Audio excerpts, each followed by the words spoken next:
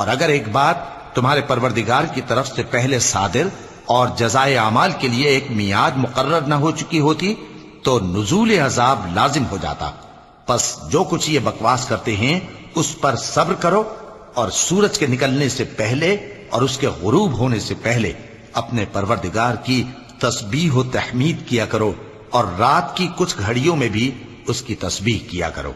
اور دن کے مختلف اوقات یعنی دوپہر کے وقت بھی، تاکہ تم خوش ہو جاؤ.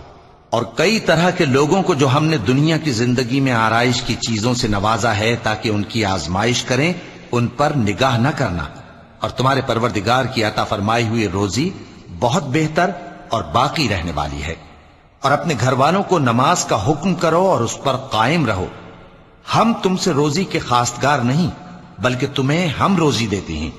اور نیک انجام اہل تقوی کا ہے. اور کہتے